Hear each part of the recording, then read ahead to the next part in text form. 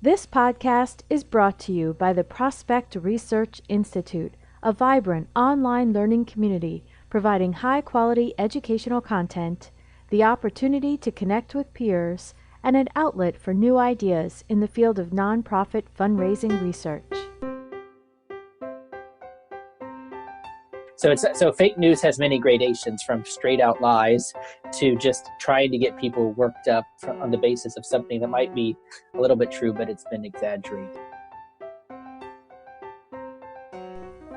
Welcome to Prospect Research Chat Bites, a podcast by and for prospect research professionals.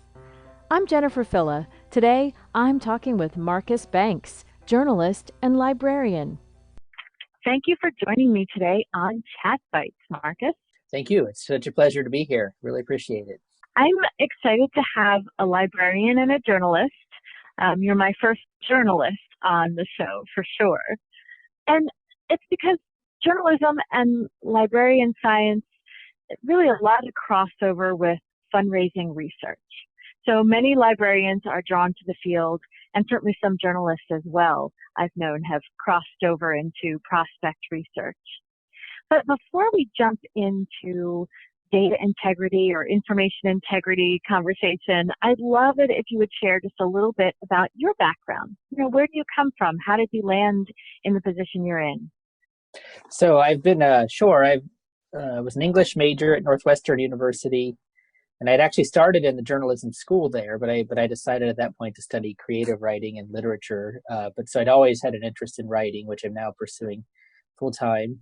And then after undergrad, I decided to go to library science so I could be around literature and works of art, and also responsible for curating it and preserving it over time. I didn't think that I could make a career as a writer. I was nervous about that, and now a little more brave, I guess, as I'm older, but I probably would have done the journalism straight from the start. But that's what drew me to librarianship. I could be around something I loved and have a little more, predictable income. But I ended up going into a field of librarianship, medical librarianship, that I would not have guessed. I thought I would have assumed I'd been undergraduate librarian, like somebody who would help you as your first term paper or something. In fact, my first job was at the National Library of Medicine, which is part of the National Institutes of Health. And so that was a fellowship program that I applied to and was very fortunate to be part of. And then since then, I've always been in the health sciences library world. Within health sciences, there's great emphasis on evidence-based practice, meaning using reliable information, not relying on your colleagues or friends, but actually going to the data, carefully analyzing it, all of the things that we're going to talk about more fully. So I think that's part of the issue.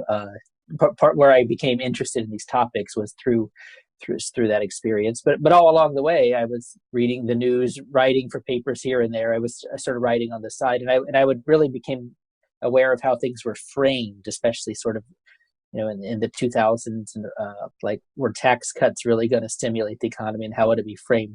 And not that everybody you would disagree with was lying necessarily, but you would really see how, depending on how things were, the context was set, it could really shift how people interpreted it. So I just sort of, and as a librarian, we were always helping students think about things like that, even if it was a really seemingly good research study in a reputable journal. If you actually scrutinize the methods, does what they're asking actually supported by the conclusion they reach, things like that.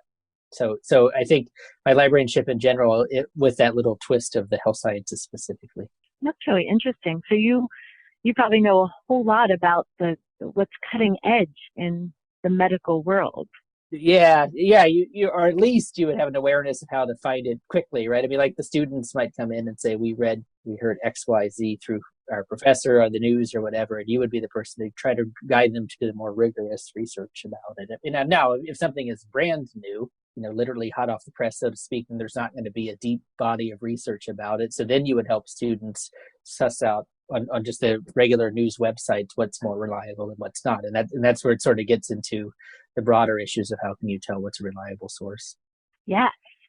So, like those students, or probably similar to those students, in the field of prospect research, there isn't any higher education degree. So unlike a library science degree or majoring in journalism, we get a lot of people come to the field with a lot of enthusiasm, Sure. but maybe not a lot of training about information and its accuracy or relevancy even.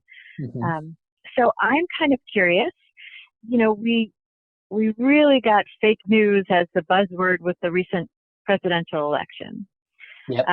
But I'm wondering if you can give us a little bit of a backstory on fake news, because we know bad news or bad information has been around for a long time. So what's the kind of story on that? How has that played out? Well, yes, fake news, quote unquote, hashtag fake news is actually an ancient problem. You can find examples going back literally millennia, or you can see in the 1500s for a papal election at that time, there was the lies about one disfavored candidate posted around town. Things were left under benches in Paris. So this has always been with us. So in fact, it's really nothing new. I mean, I think so people have always, that's why you'll say, don't believe anything you read or whatever. But journalism, that said, or even the most recent sort of 100 years ago in the US, you had what's the yellow journalism phase. This is where the tabloids essentially were trying to uh, have extremely exaggerated, if not outright fake news to put on their front pages. And then you would have the newspaper sellers battling to get the most sales throughout the day. So it was totally relying on sort of gossip and innuendo. And sometimes, just to be clear, something can be reported that's completely and absolutely false, like no basis whatsoever. Probably more commonly, well, there might be a germ of truth to whatever it is, and then it's extremely distorted, such and magnified and made to be like this shocking thing when in fact it was really a minor event if you actually look at the raw footage of the event. So fake news has many gradations, from straight out lies to just trying to get people worked up on the basis of something that might be a little bit true, but it's been exaggerated. So after that yellow journalism phase in the U.S., or at least United States journalism had sort of a code of ethics that developed that you would only use unnamed sources when absolutely necessary. Generally, you wanted people to be quoted on the record. You would verify 2 or 3 times any essential claim. So this very recently, this will be coming out in December, I guess, but in October when we're recording this, the Harvey Weinstein story, that it's been huge. It's true news because they verified and double checked and triple checked, and they found lots of ways to corroborate that. And so when that story came out, you could trust it. It may be that if you read the entirety of both of those reports in the New York Times and the New Yorker, there's one specific claim, tiny detail, a relatively small detail that might not check out. And so what will sometimes happen is you'll have a story with 35 or 36 correct facts, one that's sort of a shade, and then people say, oh, that's fake news. Like they sort of don't have the context about it if they're trying to.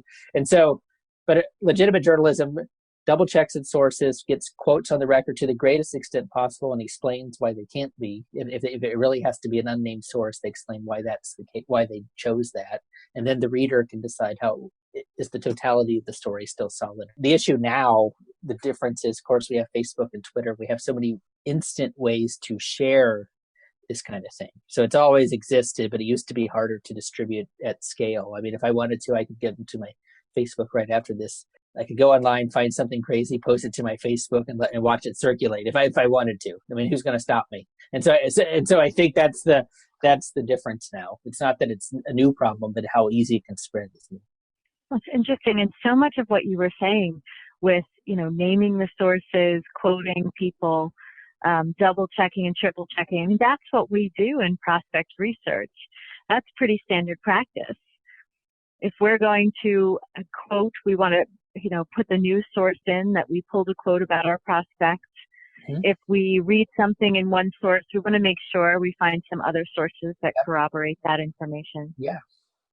So I think it sounds like you're doing a lot of the best practices that we would in the library, where we would certainly be able to educate students. It was always a harder sell to educate faculty who thought they might have known the field, but it is always the same principle of, so basically the principle boils down to slow down, like especially if something seems like it's touching you at an emotional level, where that the language is being, such and such has just destroyed healthcare, or language like this. You're like, okay, it might be true that you don't agree with that new policy, but actually, step back, read. And I would offer to the extent possible, go to the original source. So if you've seen something that's been tweeted or Facebooked in a certain way, take the time to actually find the original information about that event. And you still might feel the same way about it, but you'll at least have a little more context. And so the one example, there's been several attempts within this year to quote unquote repeal and replace Obamacare. The third offering was by two senators, Lindsey Graham and Bill Cassidy. And a lot of the quick takes would have been, they just want to throw people out of hospitals. They want them to die gross deaths. And I actually think I didn't agree with the policy, just to be clear about my own self, that it was likely to lead to poor health outcomes and increased insurance for many people. That was my conclusion. But I don't think that Graham and Cassidy were malicious monsters I think they believed that if you give more flexibility to the states, it'll actually lead to lower costs and better outcomes. And so I would try to go to original sources to see where they would make their arguments, rather than finding a tweet that I'm just going to send out and then put my little gloss on it that's already going to make people more angry than the original tweet. So again, don't change. You have your convictions. Most people, we believe what we believe, and we don't change very easily. But be willing to at least slow down and examine the other perspective, and then also, when possible, is this something? Is my view fully formed and airtight, or is there some aspect of it? This is where we get into the concept of confirmation bias. We all tend to want to gravitate to information that reconfirms what we already think. That's a universal human trait. So we're probably always going to be doing it. Just again, the theme of this podcast, sort of slow down, and to the extent possible, be willing to examine those assumptions. You can't do it every single time, but when you can, you should. Well, and that's totally applicable again to prospect research, because we're being asked to do less and faster, confirm the capacity of an individual or their philanthropic inclination, but, just in short bites, not necessarily taking the time for a long profile. And that can be, if you've been in the field for a long time, it can be very difficult to get short, to do it quickly and do it well. And if you haven't been in the field for a long time, the temptation is to go with the first source, maybe not even click through the Google results, but you saw that first sentence. Right. You also said something else that really resonated with me, and that was about the language, the words being used in whatever document you're reading. So emotional words, I call them value-laden words, what kind of words are being used? That's a pretty quick cue that someone has a bias. Exactly. And to be clear, we all have our point of view. Like I'm a generally pretty left of center person, so I can tell when I'm reading something that aligns with my views. I'm like, oh yeah, of course that's right. And then if there's something so I guess one thing I really want to get, there's a gradation. There's going to be people who disagree with us strongly and passionately, but they're not lying. They really just see the same set of information in a 180-degree different way. The way you can tell they're dealing straight with you is the tone of the way they speak, whether it's in their writing or if they're interviewed on TV or whatever. If it's measured and thoughtful and respectful, then okay. You don't have to agree with them. You might still disagree. You see the world differently, but you can at least say, okay, that's really what they think. And that's not fake news. That's just an opinion or a point of view that I don't recommend, But whereas if it's this heightened language that's just meant to piss you off, for lack of then okay, that really is the clickbait, to go with the title of this. There's a book that I might recommend to the Thinking Fast and Slow, which I think is either 2011 or 2012 by Daniel Kahneman, who ended up winning the Nobel Prize, and he'd done a lot of research about basically how people make decisions. And so thinking fast and slow. There's our fast brain, which makes a decision quickly and often poorly. But, we have too many, you can't take the time to make a slow, thoughtful decision. Nobody has that time. So a lot of times we'll just do it. And so this kind of clickbait, heightened language is really appealing to that part of the brain. And then it's so easy to share and get people worked up, and et cetera, et cetera. So to the extent possible, again, it's just slow down and recognize when you yourself might be, especially if it's something that's passionate and value laden and you're apt to agree with it, really take that moment to step back. You don't want to be contributing to the fake news. It's fine to be passionate and committed to your ideals, but try to do it with facts. Well, right. So when we have prospects who, especially those who are already donors, we need to treat them with respect, even if we don't agree with them. And when we're in our own language, when we're in English, we can recognize some inflammatory language and then sort of push that away and look for the facts and report on the facts. But sometimes we're researching now more and more globally. Sure. So I might be in my Chrome browser and I'm having it translate. Yeah. So now I have to figure out the cultural differences in language.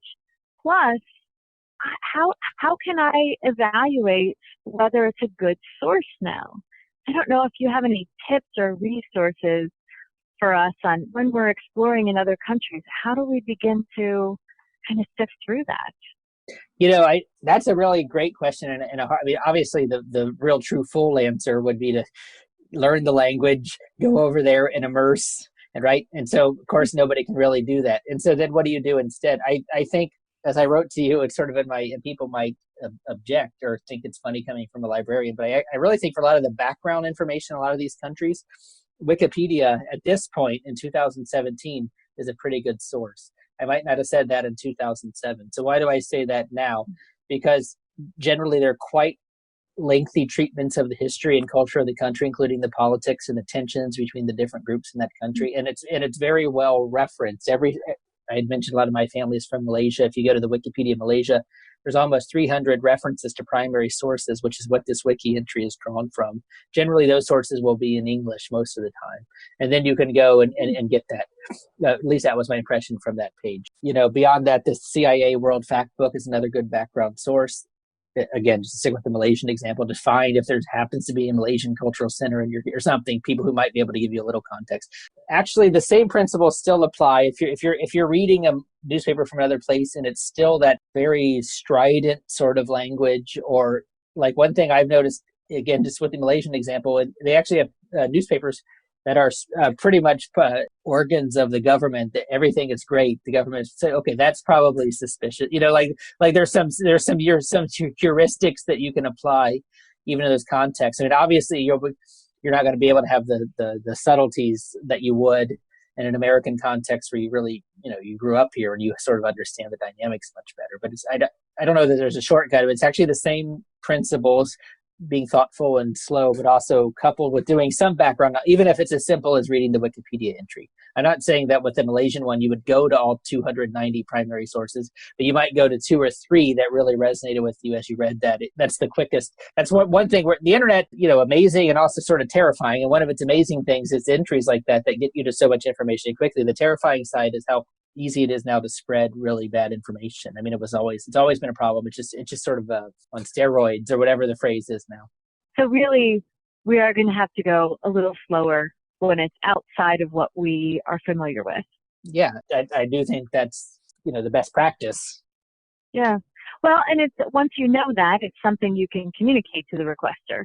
Yeah. Wait, it's outside the country. I need a little time to understand the country as well as, and, we can then provide more information about cultural norms, how they feel about philanthropy. Sure. Since you do get all this wonderful formal training as a librarian, as a journalist, I'm wondering if there's any suggestions you might have for how we could collaborate or take advantage of resources from prospect research to those fields and, back to us. Like how can we spread some better learning, more rigorous learning about good information? One thing that prospect researcher want to collaborate with librarian more specifically on best information for prospect research in our area or something like that. There's the term information literacy is probably a good one to Google, and then see if there's librarians in your area, wherever it happens to be, who have written or presented about that. And then, if you wanted to directly collaborate, contact that person and see if you could do a workshop or explain, if they're a public librarian. If they're an academic librarian, they might, it's not that they wouldn't want to help. Their communities tend to be their students and faculty. They they might be able to send you some information that they pulled together. Probably a public librarian would be a little more amenable to an actual workshop or something if the prospect researcher wants. Short of that, if that's like an actual in-person workshop or something, there's just the term information literacy or media literacy. There's lots of great information online that any prospect researcher could go. You look at the currency of the source. So, for example, you're looking up information relevant to an industry for potential new prospect, and you see that the most recent article, for whatever reason, is written in 2012, for whatever weird reason. That doesn't mean that that's fake news. It means that there's nothing new, perhaps, and you've double checked, you've searched it a couple ways. Take that source from 2012 under a little bit of advisement just because of its age, not necessarily because it was trying to mislead.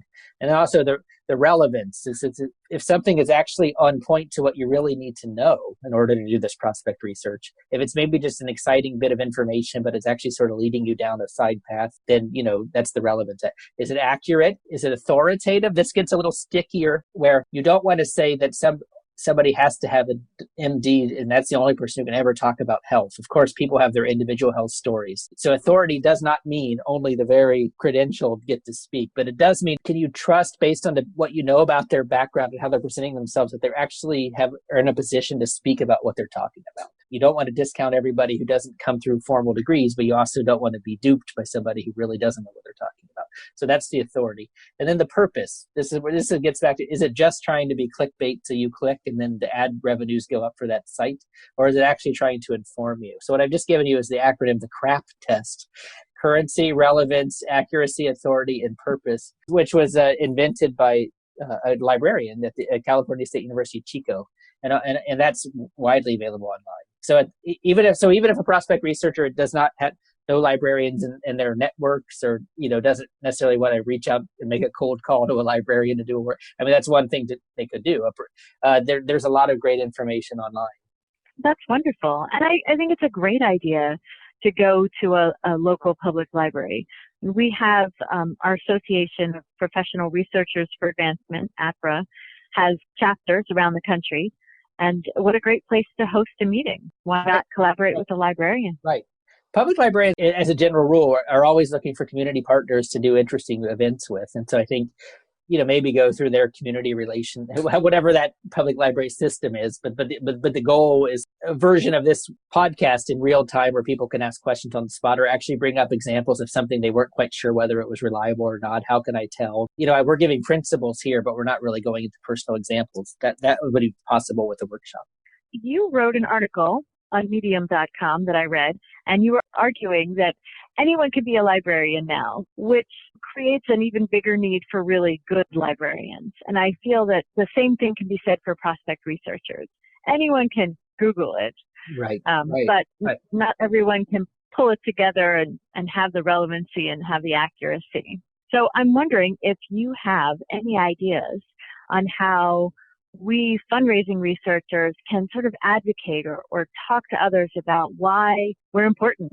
Why do you need a professional to do your prospect research? Why can't you just Google it?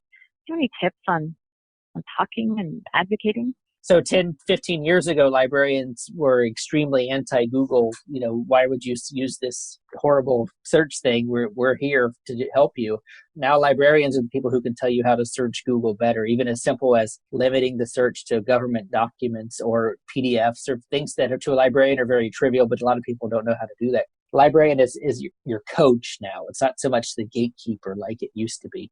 Similarly with prospect research, yes, people are going to Google it. I mean, you are not available at 2 a.m. and Google is. There are certain things that's just how it is now. So you have to show that you can get something because of your contacts in the field, your awareness of the history of that particular philanthropy, kind of like the whole story that Google isn't going to be able to know. I wouldn't position it as don't go to Google. I would position it as when you've been searching for Google for 4 hours and you're getting nowhere, give us a call or something like that. We're your experts. We can actually save you the time next time or something like that, and put it on your bookmarks or whatever. But don't try to fight how people are. Just show that you can offer something better, different. And you have to be like marketers. I mean, librarians are very shy people, basically. They really don't want to, they think people should just know what they have to offer and they're going to come in anyway, but that's not how it works. You have to be able to toot your own horn, even though that's very difficult for most of us. Well, you said some key items. You said when it's more complicated, when you have to go beneath the surface, that's where we shine. Yep. Couldn't agree more. And then also that we're evolving into more of a coaching role. So yes, we expect them to do a little bit themselves. We can't do everything for them in the first place. So why not coach them, teach them some of those first level skills, help them help themselves, and then we become allies. Yes, right. Which sounds much better. Well, that was great. I appreciate you sharing with me today. I'm so glad we were able to connect and bring librarianship and journalism to prospect research. Thank you. Thank you. You're welcome. I really appreciate it. That was Marcus Banks, journalist and librarian. To find chat bites and more prospect research resources, join us in the Resource Collections community at www.prospectresearchinstitute.org.